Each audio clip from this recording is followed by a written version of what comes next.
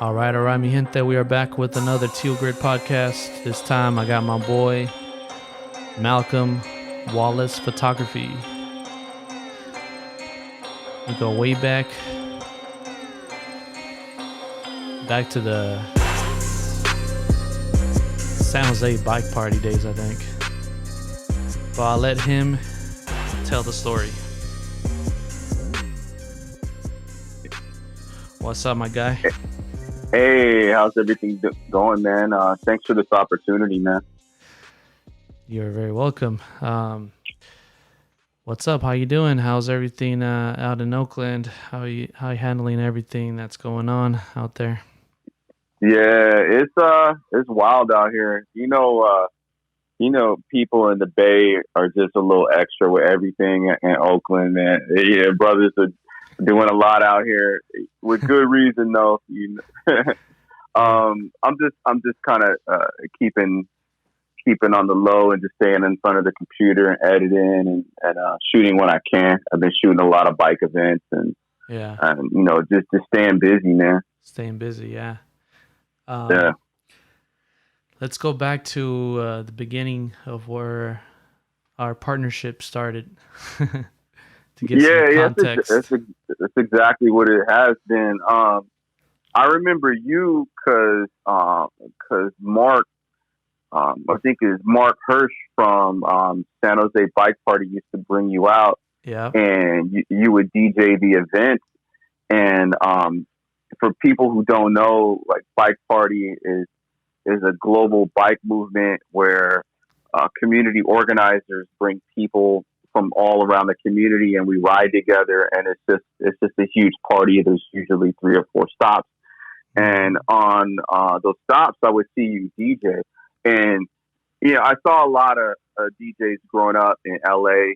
I saw a lot of the best of the best. I grew up in Compton and the LA area, and I got to see a lot of really good DJs, and it was just something about your mixes. Like they were just really cohesive and just really dialed in. And I remember telling you, like, your mixes are really, really professionally done. Yeah. And it just kind of made an impression on me because I just come from where you speak with your skills, and I just thought that was like you just really, even though it was a bike event, you put a lot into it. And I was like, dang. And then you had so you were one of the first cats too to show up to the bike events with merch, and I thought that was cool. You had the Sharky stickers, DJ Live stickers. Yeah, I was like, dude, this guy's like, looks like you're really doing it. Trying to do some. yeah, and it's it. And again, just like I was just really impressed by that because not too many people were doing that in the bike scene at all. Yeah. So fast forward, it was maybe a year or two. I started shooting bike events for fun, and I was getting a little good, but not good enough to really put myself out there. Mm-hmm. And you were already doing video for years, and you had just recently transitioned into photography. And I saw your stuff online. And it was exactly the type of stuff that I wanted to shoot because all you were doing was you were staying close to your community and just shooting your folks. And I was like, this is dope, Yeah. And you had posted some car shots, and I was like, dang, like, Junior. yeah. Posted the car shots, and I was like, dude, this is it because all of your stuff had the similar vibe that I wanted. Where it was really, it just looked like you, and I thought that was real cool. And I remember I hit you up, and I was like, "Yo, look, I need to learn the game. I need to learn the business. Like, I'll work for free." That's how inspired I was. I was like, "Yo, I'll work for free, man. Like, I need to learn how to use this camera. I need to learn game." And you were like, cool. And then we shot the Don Omar in the mansion. Shout out Don Omar. Hey, man, I was like, wow. And it just really blew my mind, like how I went from, just having a camera and a dream, and then the next week I was in this mansion, and after that it was a wrap. But what's so crazy about thinking about all that is the power that anybody has with any tool that they want to use, right? Like we have power to portray people in this image, and we have all this power in direction and lighting and mood and everything. It's pretty interesting when you think about it. It's like basically like another language. Like we're communicating to the world with this device that brings out these sick ass images, and depending on how your style is, this is the way that you're expressing yourself. It's pretty yeah, cool. yeah, and that's actually all it is you learning to not just take a picture, but create a picture where you're injecting a piece of you into this whole work of art. Yeah. I also want to go back to the music days. I know we had some talk in the car a few times about you doing music. Right. Yeah. Let's talk about that. How did you even get to music, or even because you told me you're producing and rapping, or was it just rapping? Yeah. I was. I'll just go to the beginning. We'll go back to '85. Take it back. Yeah. So, growing up in LA, hip hop was the culture. It was a predominant culture, regardless of what your nationality was. The predominant culture was hip hop. Yeah. You wore Adidas or Adiadors, and you wore the jumpsuits. It's just the language. That's what we spoke, because that's what was everywhere. Yeah. And it was a lot of it was funneled through mixtapes and this one radio station called 1580 K Day. Okay. And that was the first. I think it was the first hip hop radio station on the West Coast, and it was an AM station. And I remember going through the radio dial. Back in the day, we had actual radios, and I heard a song by Run DMC. And I think it was, I can't remember what song it was. Gosh, I can't remember what it was, man. But I felt something like in my body, man. I could feel like, dang, like this is actually something that like I resonate with, And I just left it on there. And a few of the other kids in my neighborhood started breakdancing, and I couldn't dance, man. Like I was like, no rhythm, man. From the neck down, I was a white guy, man. I could not dance for nothing. You tried it? You tried to dance though, right? Yeah, I tried to dance. And so every neighborhood had the crews, Yeah. So it was like a break dancer, a dude who rapped, and the human beatbox. Yeah. So I started beatboxing. Because none of us could afford the JVC and boom boxes or whatever. So there was a guy. I was the guy that did the boom box for the hip hop group, and my hip hop group was called Orange Juice. Oh shit, Orange Juice. Yeah. It was called Orange How did that Juice. come about? I don't know, man. I think I just I don't know. It's just a random name. Drinking OJ. But that just kind of grew into my fascination. My fascination with the culture just grew. I got into tagging. I was just really into like the hip hop fashion. I had like the first articles, the first Source magazines. I started digging for records. I had like a huge record collection, and it just went on from there. Dope. And then how did you get into actually like producing and all that? Like you just like invested in it or what? So there was an open mic. So I started kind of rapping on the low for a long time. I was just really inspired by a lot of East Coast rap, and I started writing and doing poetry, but I never told anybody. And I was skateboarding at the time, and in the skate community, everybody was really into hip hop, and that's where a lot of the mixtapes got passed around. And I remember they were talking about everybody was going to go to this open mic in Long Beach. And I'm like, what's an open mic? I had no idea. Yeah. And they're like, oh, everybody's gonna go and it's gonna be live rapping, and Andy, who was in this rap group Ugly Duckling at the time, and you can look them up. Damn. You can look them up. Yeah. It was going to be DJing, and I remember walking into this coffee shop and seeing the Double Technique 1200 turntables for the first time. Blew my mind. Like, I was like, wow, like that's how they keep the music going. Mm-hmm. And the dude had a cheap realistic mixer, like from Radio Shack, with the needles that went back and forth. Like, instead of the LED lights, it had the hand needles, and these really big Sherwin Vega like house speakers. And I just remember like, damn, this is what it's like. And I remember just feeling at home, man. And there were like guys dancing over in the corner, and some other dudes passing around black books. And I was like, wow, this is crazy. This is real hip hop. I felt like I was in Beat Street or something. And like somebody just handed me the mic. I remember like, whoa, like, how did I get this mic? What do I do with this? Was it like a circle? Everybody's rapping in a circle? Yeah. And just so people know, like in hip hop, they have this thing called a cipher. Ciphers. Cipher in mathematics is 0, so that's why it's shaped like a circle. I didn't even know that. Yeah. That's dope. So yeah, and I walked into the circle. I'm like, and I got the mic, and I remember I had a little written rhyme. I can't remember it right off the bat, but anyway, and I just spit that rhyme, and everyone's like, "Whoa, that was amazing, dude! What's your name, dude? Like, do you have a rap name?" And I'm like, "Nah, dude. Like, dude, you got to get a rap name, dude. That was amazing." And I'm like, "Whoa, I guess." Damn.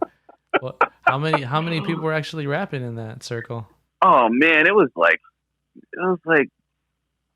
5 or 6 people, man. But it was a lot of people standing around and a lot of people there. Felt like it was a lot of people, yeah. Yeah, so the name of the place was called Cafe Ria, and that was in Long Beach, was the first like underground open mic ever, like in that whole area. And so there was a few groups that came out of that. The West Coast Wu-Tang came out of that, West Coast Wu. Damn. It was called GP Wu. They came out of there. Ugly Duckling came out of there. Another group called Vital Minds came out of there. It was just like a really cool place where people, could come and be themselves, Yeah. So just be in that culture, yeah. Yeah, so that was high school, man.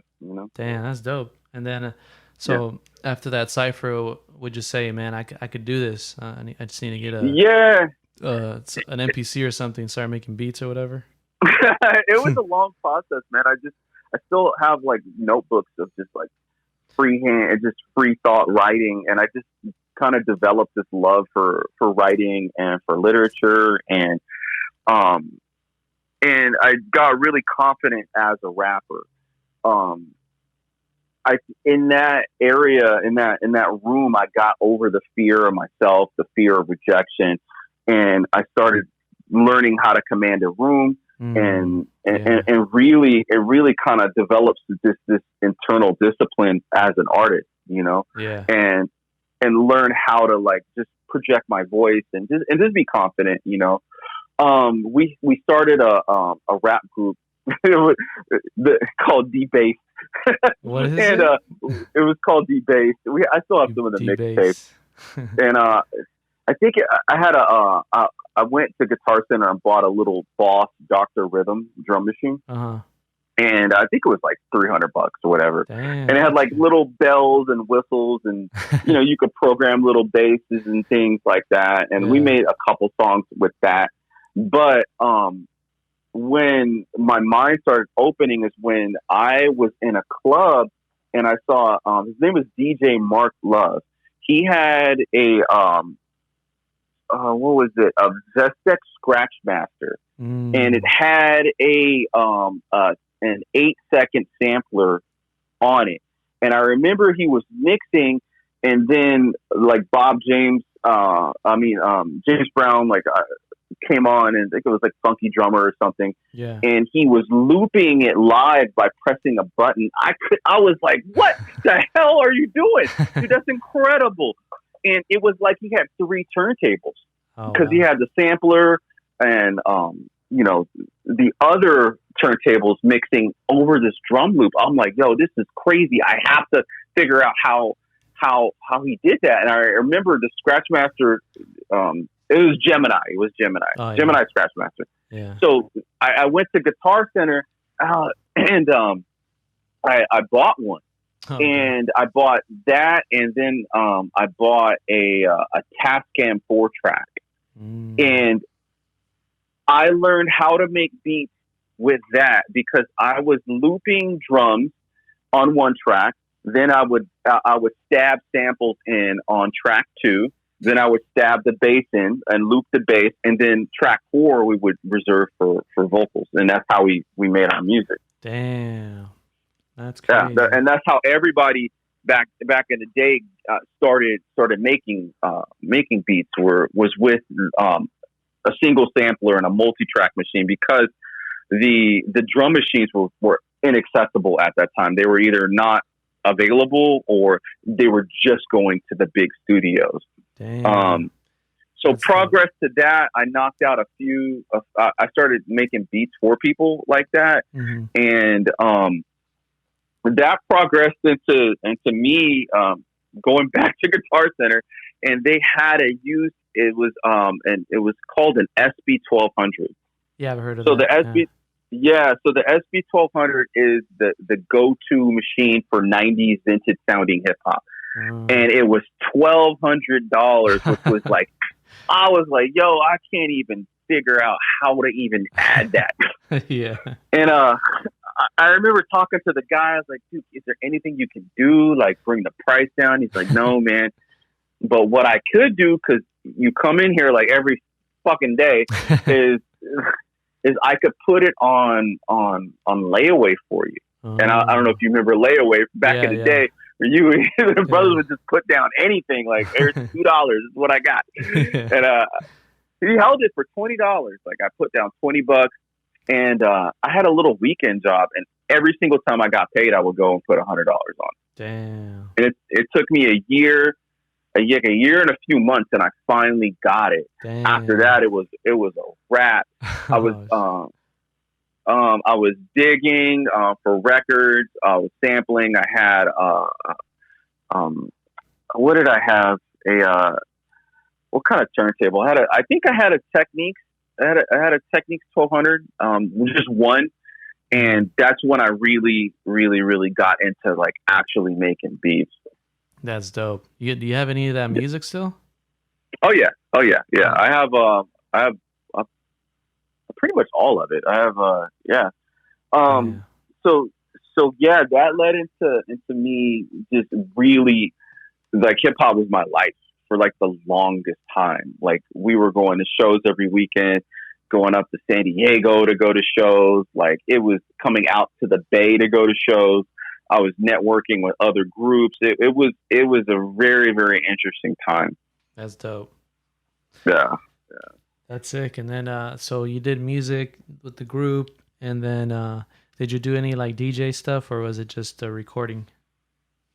No, I was always inspired by DJing, but I knew my lane, and I respected DJs enough to like just to kind of stick to what I was doing, you know? Yeah, that's dope. Yeah. And so, how did the transition to picking up a camera happen?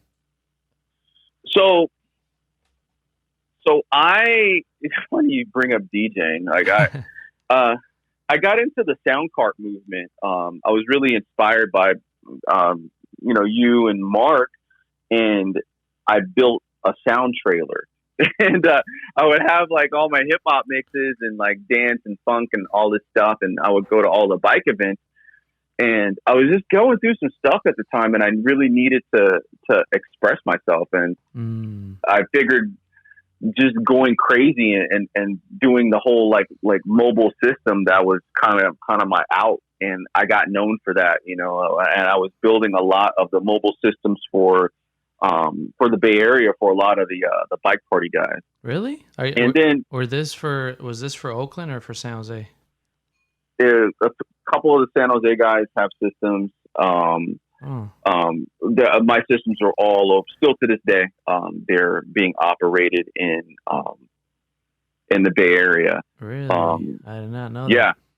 Yeah. I got a few like inventions like that. I started putting I started putting all the electronics and batteries inside of like actual Igloo lunch boxes so that they would be waterproof. Oh wow! So Damn. yeah, I was kind of known for like the Igloo like battery sound system, and that would hook up to a PA system so you could operate it for hours in the rain. Damn. But yeah, so that just kind of got me curious about the bike scene, and you know, the same hustle, the same discipline, the same networking, the same movement as a because you know, hip hop guys, we just move different. Yeah, like we're a lot more aggressive, a lot more just in your face about what we do, and we're not afraid. There's just a certain kind of swag that we have, you know, in social groups. That same type of hustle I applied to the sound card game, and then I applied it to the camera. As soon as I got the camera, I looked at that as my out.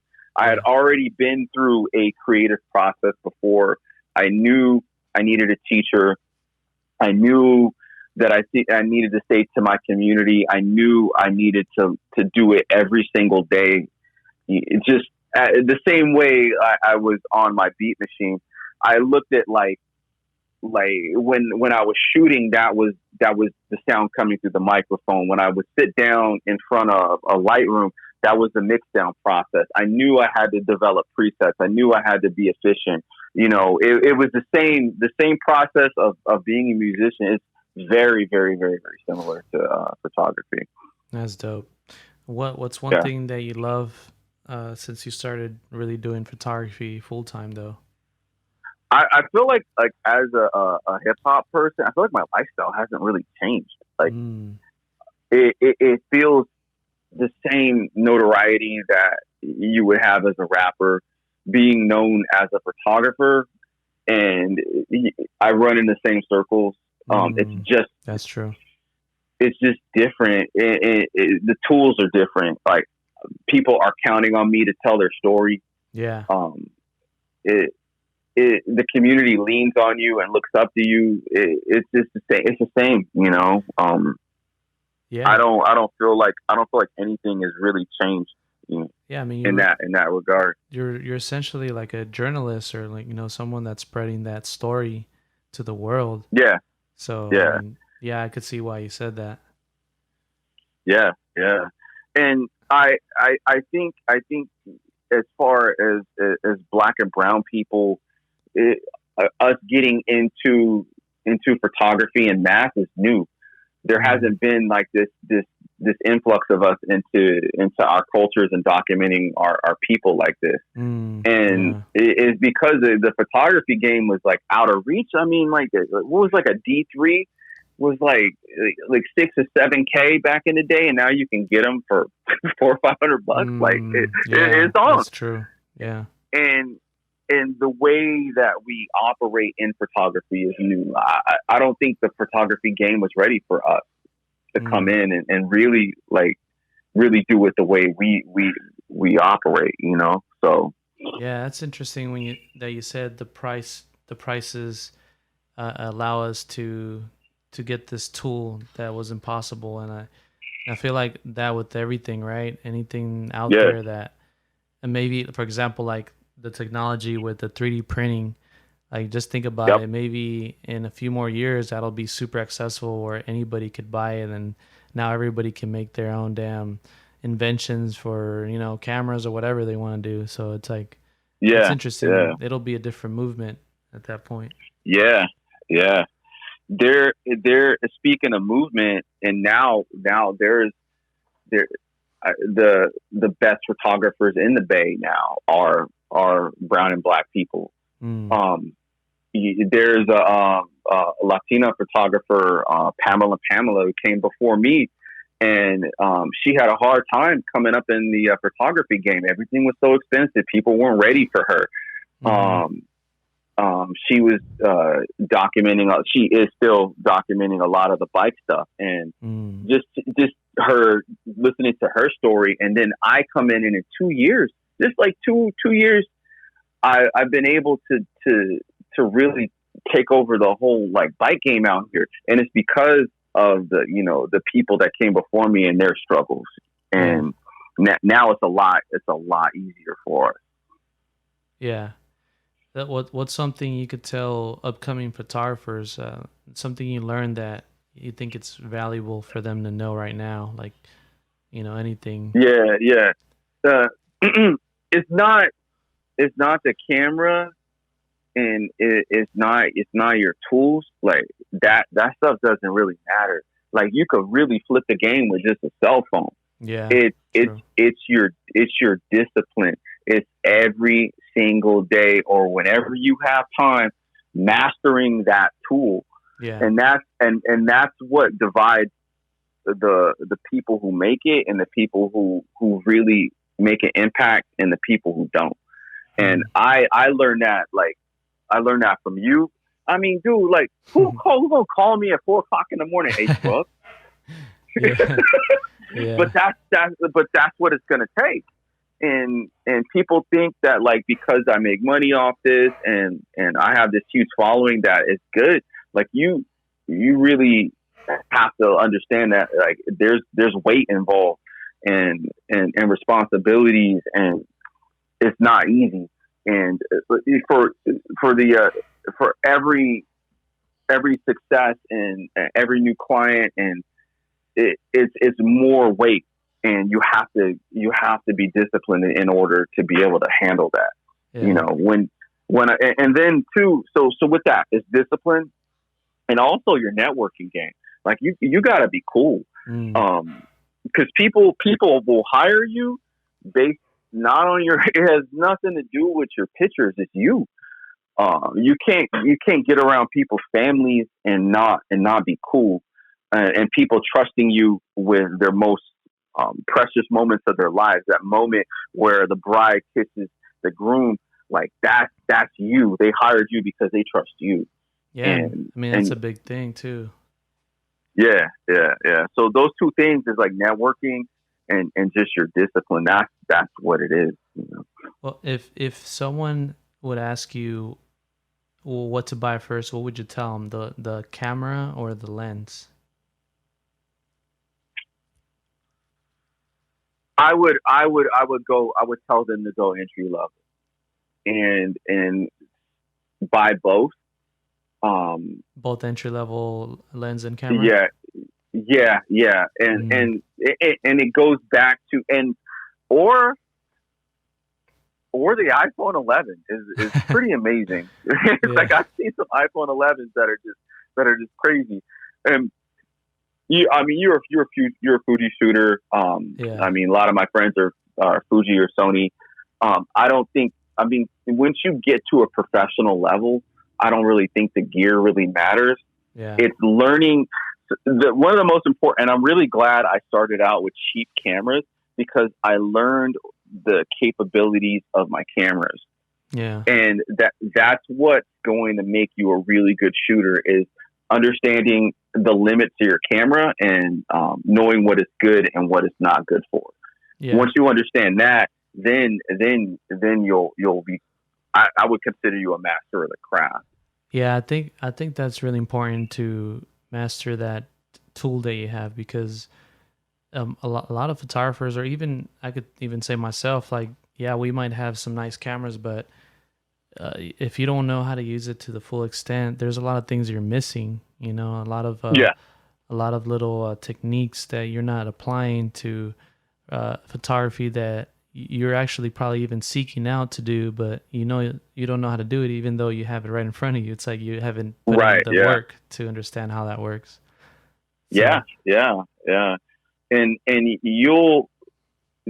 buying a cheap entry level camera will force you to be creative. It'll force you to know how to use flash and and those kind of things are, to me, are, I mean, I shot with a D3200 forever. I mean, that thing really forced me to learn how to be a good photographer. Is that like a Rebel equivalent for Yep, Canon? yep, Uh, yep, I see. yep, yep. Yeah, Yep. All my early event and bike stuff was on that camera, and I didn't buy new gear. I earned new gear. yeah, So whenever I got a gig or whatever, I would take half of it and reinvest it into better gear. that's dope. And I tell everybody the same thing is that once you start really going and doing progress with photography or video, whatever you're doing, is that to me, I feel like the lens is definitely the thing that you want to upgrade more often Yep, yep, because the body of matters a bit, but at the end of the day, the quality of that lens is gonna give you that look that you want, right? If you want a really sharp, or if you want a vintage lens, you get that those aesthetics. It yeah, all, yeah. and then you start to develop your style, right? Because it's not really the camera; it's the lens that's doing that. I 100% agree. I think my style is developed around the glass I use, Yep, and um, you remember all I used to shoot with was a 35, yep, exactly. and that forced me to to be a better shooter in a lot of different ways. Because like, if you look at my bike stuff, even though I shoot with a zoom now, I compose all of my images a lot differently. I'm not just standing still and like turning that zoom ring. I'm like moving around and paying attention to what's behind my subject. I'm really big on architecture and background, and Yeah. I learned that from zooming with my feet. Yep. With the primes. Yeah, yeah, yeah. So yeah, I would say get a cheap piece of glass and learn how to use a 35 and an 85, and then move on to like an industry standard zoom. But that would be my advice. And also, I trained. go Oh, ahead. go ahead. Sorry. I trained with Jeff Hammond from Sun and Life Photography for a while, and he had me shooting whole weddings with his 35. Just one lens. Yeah, yeah. He's like, you're Damn. just gonna shoot with a 35. That really, really, really taught me a lot. Oh yeah, I mean, man, I could only think about it. You could only imagine just not having, just trying to think outside the box. You know, how to frame, how to move around the the place where you're at, because you have limitations. So you have to figure out how can I make this a good picture without not being able to zoom from where the hell out there or whatever. Yeah, and so that actually leads into something else I want to talk about is limitations. Hmm. Limitations to me make the artist. Back in the day when I had the SB 1200, you only had 10 seconds. Like that's barely enough for a loop, barely enough for some drums, and good luck with everything else. And and I think the process of kind of trying to figure out how can I do this, as soon as you kind of ask that question, I swear something in your brain just turns on. Yeah. And when you buy like the top of the line camera and you have all these options in front of you, you're never going to do that. And you're never going to like push yourself to think. And again, that's why I really would recommend people getting whatever is the cheapest and then learning it.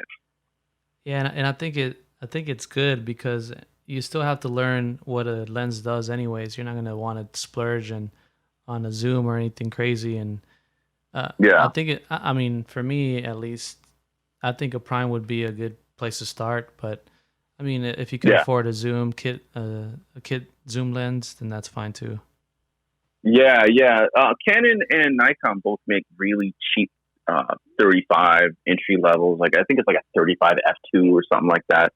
They're like $90. Like get one of those and just shoot your kids running around the house and learn how to freeze them. Like that kind of stuff, man, it will make you a really, really good photographer. Yeah, using knowing the three rules of photography, right? The shutter, the Yeah, aperture, aperture, the ISO. and ISO. Yeah, the exposure triangle for me. That understanding how all of that worked together. Oh, yeah. it was not easy. I would get home and all of my shots would be overexposed. Yeah. I'm like, oh But my god. isn't that amazing how when we learn a new thing, you're like, oh shit, now I could do a slow shutter and show the water moving, or we could do this. It's like, oh, it's like finding a whole new universe that you didn't know existed. It's pretty fun. Yeah. That's one thing I picked up from you from our Cisco gig is using the ND filters to control light on your camera. Yeah. So yeah, the variable ND is the way to go, but the one with just one step light is usually the cheaper one if you have 2 steps or whatever. Yeah. But yeah, there's just a lot of kind of, I call them just old world techniques that you have to apply to any kind of artistic discipline. There's really not the gear. It's like, it's really how you approach the gear. Yeah, man, it's been an interesting journey. I think me doing the video and then definitely transitioning, and I don't know if I told you this, but I actually sold a lot of my DJ gear so I could buy like a lot of the cameras stuff that I have. And you did. I remember you did tell me that. Yeah, because you were renting stuff for a while when you had gigs. Yeah, I was renting, and I was like, and I had gear too. I mean, I had speakers, lights, everything, and I was like, if I really want to do this photography, I need to put money into it and actually get some decent stuff to start off with, That's where I got the XT2 and I got like a kit lens or something, and I think I got the 90 at first, and that was actually my money maker because the 90 is a really nice lens for the Fuji lineup. It's like one of their best. Yeah. And then you had a pretty nice lighting kit too. I remember. Yeah, I think I invested in the 2-speed lights and the AD 200, and I got that 600 BM or whatever. Yeah. Hey, those Flashpoints ADs, those are the hood specials right there. Hey, I mean, yeah, there's a lot of folks that would not be in the game if it wasn't for Flashpoint. Hey, shout out to Flashpoint. Oh yeah, Flashpoint and Godox and all those, they definitely made everything really affordable because none of this was really that affordable a while back, Yeah, man. Hey, nobody has money for Pro Photo and Ellen Chrome when they're starting. Like, nah. Well, what's the other? Is it Pro Photo or what's the other brand? Pro Photo, yeah. Their stuff is pricey. I mean, I get it. If you want something 100% reliable and all that, I get it. That's the price. Yeah. I'm almost there. Yeah, but I like keeping it cheap. So yeah, it is what it is. So what made you go to video now? Oh man, I got a GoPro, man, and dude, this is amazing. I can capture people moving now. Yeah, and the audio isn't it's not too bad. And wait, can't you do that? Sorry to cut you off, but can't you do that with your DSLR? So the focusing systems on DSLRs, they jump and hunt. And on mirrorless cameras, they don't do that. So that's kind of why DSLRs aren't really good for video. Because if you can imagine like a scene just kind of like jumping at you, like they don't have a smooth focusing system. Oh, are you talking about autofocus? Yeah. Oh, I see. Yeah, I mean, it depends what camera. I mean, there's so many out there that are good or bad. I mean, the Sonys, the Fuji's decent at that part, and there's another player that's pretty good. I think the Canon. Yeah, Canons have really good.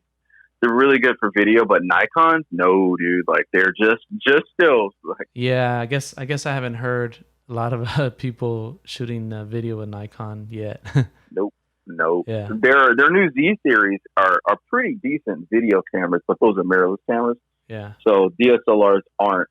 No, they're not. They're not good for it. So, but yeah, to answer your question, I just got a GoPro, and it just seems like of my clients are they're they're asking for it, and it's just an opportunity for me to learn and just kind of hop into that.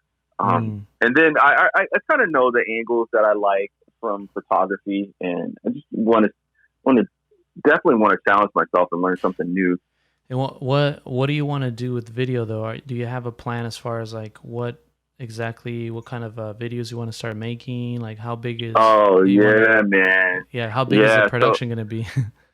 oh yeah. Good question. So like, I just want to do like gritty underground stories. Like when I'm at these events, and I mean we're flying through tunnels, and it's just like cops, and we're like at parks and just partying. I just want to tell that story. Like I just been really inspired by like there's this dude Matt Reyes. He goes by Slumworm. Oh yeah. He's out of Santa Monica. Just the way his stuff looks, it just looks real gritty, and like pictures go so far, and there's just something about the movement, and I like the way like '90s hip hop videos look, kind of like that Hype Williams stuff. And then yeah, I've been really just inspired by like Brian Cross. He goes by B plus, and he's been using a lot of fisheye for his photography, and just like kind of getting that just real urban look. Like I hate using urban, but it's just no other word. But yeah, it's just kind of like to answer your question, man. Just like my style of visual storytelling. Well, I think also your style, since you said you use the fisheye a lot. I think that's why you resonated with that GoPro, huh? Because of that wide angle view. Yeah. When the fisheye to me is it's a music lens. Like if you look at the old psych rock covers and the old hip hop covers, like the Tribe Called Quest, the Beastie Boys, like all that stuff is all fisheye. Yeah. And when I shoot, I want to make it look like a rap show. And fisheyes warp the edges, and it makes the pictures look like it's moving. Yeah. And a lot of photographers, when I was shooting, they were like, "Oh, it's cliche and it's this and it's that." But like, I swear, man, I look at those pictures and it just does something to me, and I stuck with it. And it really kind of, I learned how to use it properly. At first, I was not like the best fish I got, but there's a way You've been killing it with the fisheye. I mean, I could tell you that's definitely like your style. You know, when I look at a picture from you, it's like that style. You could tell like the bottom shooting upwards with that fisheye, and up close. You know, all those things. I see that style kind of. Thanks, pictures. man. Yeah, that's dope. Thanks. Yeah, it took a while, man. It took a long time to dial that in. Trust me, it was like. Man, I stuck with it. No, yeah, for sure. What do you miss about LA? The food. Yeah, man. It's just something. All right. The Bay. I think LA aggressively spices their food. It's just something about the way they do their food, and I don't know, man. It's just something. I don't know. I know it's. I don't want to get into like the Bay versus LA food, because I know you're my guy and you got the food. Hey, so I could tell you for sure LA got some heat. I mean, we went over there and I was like, God damn, they got some fire. Okay, good. Okay. So yeah, I mean, I know what you're talking about. Yeah. You know, and there's just a few spots that I haven't been able to replicate. There's this sauce. It's a salsa. It's a forgive me if I'm not pronouncing it correctly, but a salsa a roja, a red sauce. Roja, yeah. Okay. And it's all over LA, and I have not been able to find it in the Bay. They have it at King Taco in LA, and this other place called El Tarasco. And the sauce is off the chain. You can Google it right now and go King Taco sauce, and it's all over the internet. Is this And I have it. is this like a recipe they made up or something, and they sell it with the food or what? They sell it with the burritos and tacos, but it's a type of salsa that's prevalent in LA and San Diego, from what I hear, and I haven't been able to find it here. A lot of places here, it's more of like a pico de gallo blend. But in LA, it's a red, almost ketchupy texture sauce, but it's really, really, really, really hot and spicy. Yeah, that's interesting. I don't think I've seen that. I mean, I've seen obviously the salsa roja out here. That's made with all the peppers, and you can see all the pepper seeds and all that. But yeah, like you said, this ketchup. I'm not sure I've seen that yet. It's a ketchupy texture, but it's red. Like I'm telling you, like it does. Like I get high when I eat this stuff, and it's like it's. I'm actually going out there in a few days just so I can load up on salsa and like bring it back. Damn, it's that good. It's crazy, huh? bro. I think what you're trying to say too is that salsa is like the orange sauce of out here, because a lot of the orange sauce is popping out here. Yeah, it's crazy. Yeah. But yeah, and I think LA culture is it's really built around art, and art is like it's just everywhere, man. I really miss that, What you miss? It seems like I really do miss the art. And what do you mean by that though?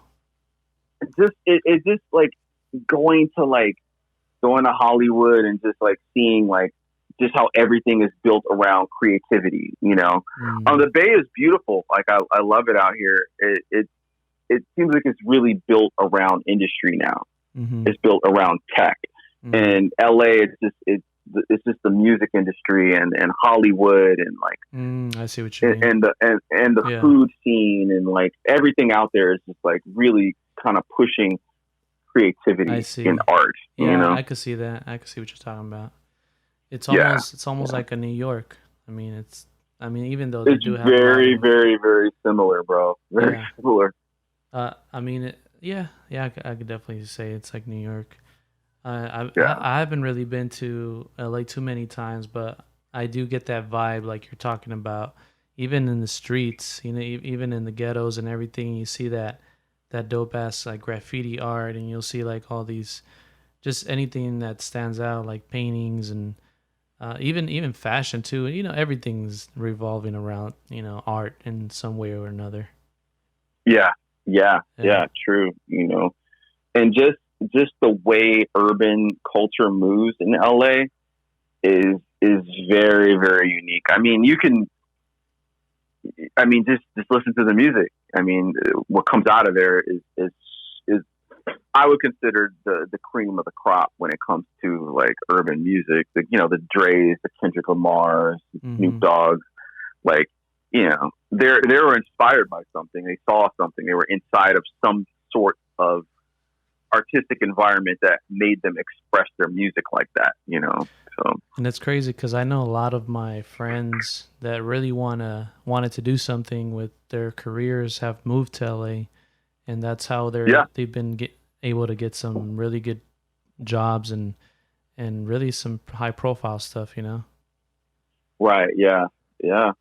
It's a good move. It's definitely a good move, especially if you're in music. There's something about being out there. There's some energy I can't really put my finger on, but to this day, I'm still riding off that energy that I had when I was there. So why did you come to Oakland? Are you thinking of going back to LA?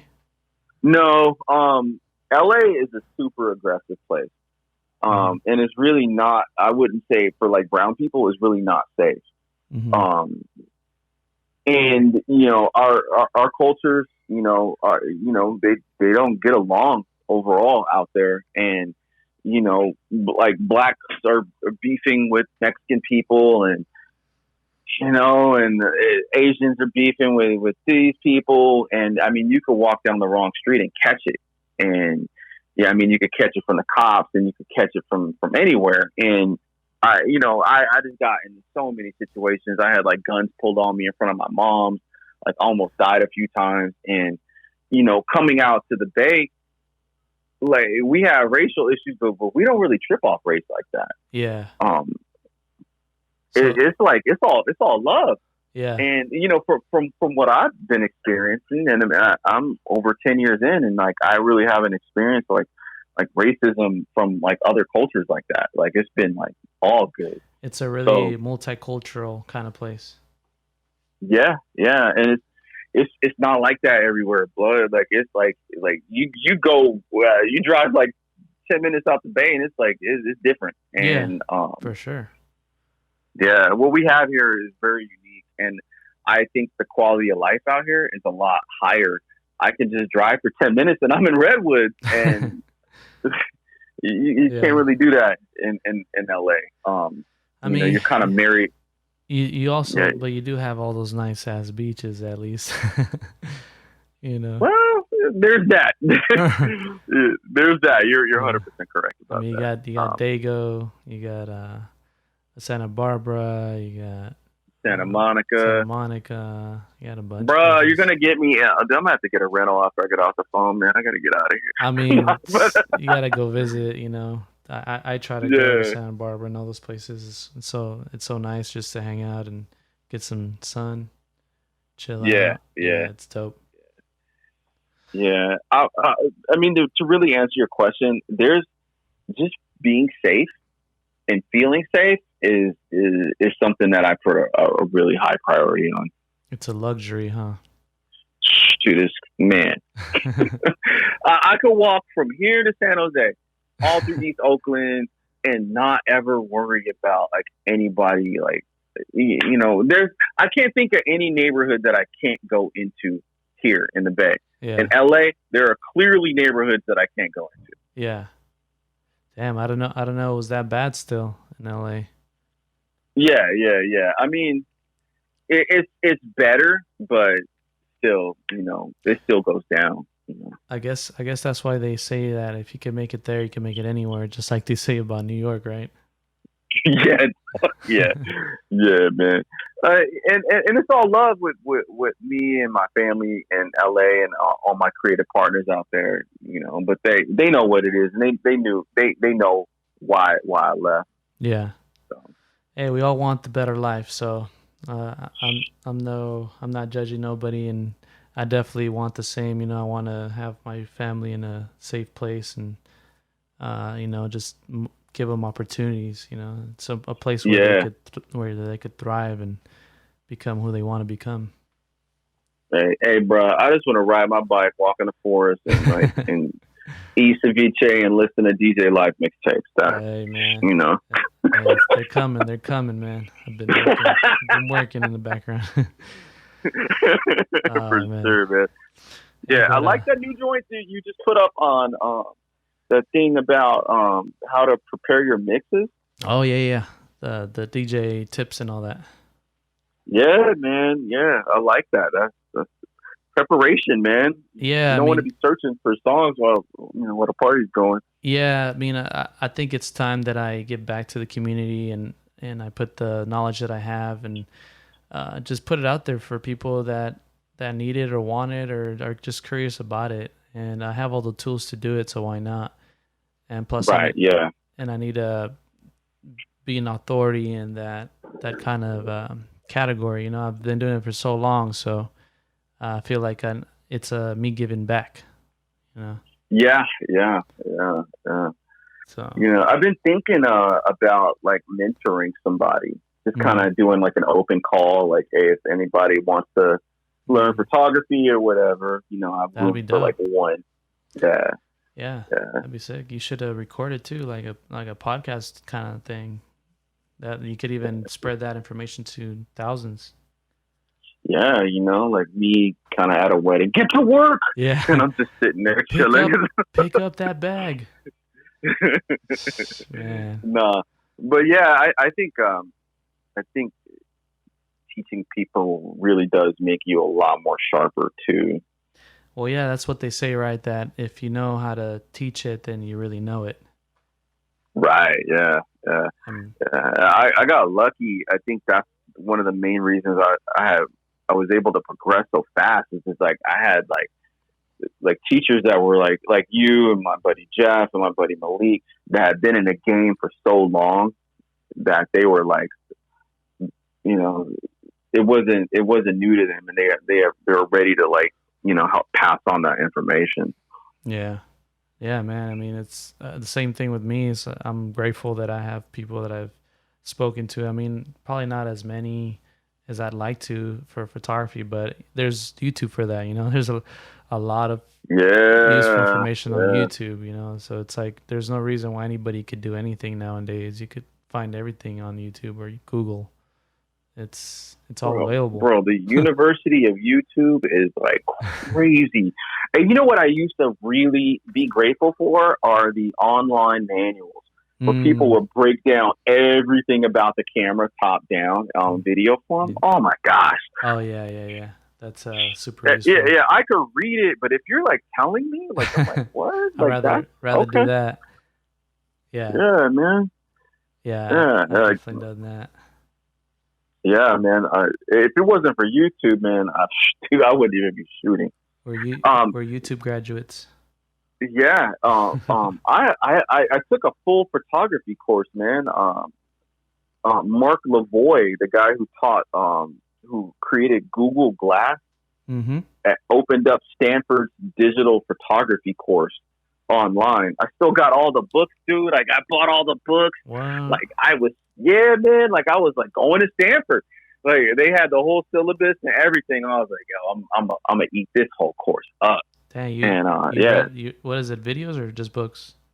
It was videos, and then they had course exercises where you would go out and like study aperture and learn how to blur background, and it was the history of photography from like pinhole cameras, and like you just learned the whole gamut of like photography. It's really, really amazing course.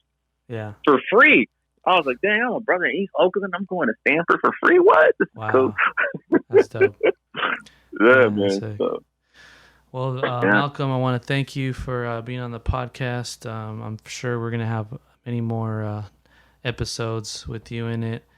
And I don't know if you want to plug it with any links or anything, any way people could reach you. Yeah, I do the bulk of my promotion on Instagram, so you can check me out at Malcolm Wallace Photography on Instagram. It's MalcolmWallace. So that's Malcolm Wallace Photography. I work for Throne Cycles, and I'm their in-house photographer, and we're making it happen. Yes, sir. Thank you again, man. Hope you have a good day, and we'll keep in touch. Yes, sir. Yay! Ahí lo vemos. All right, peace. Late.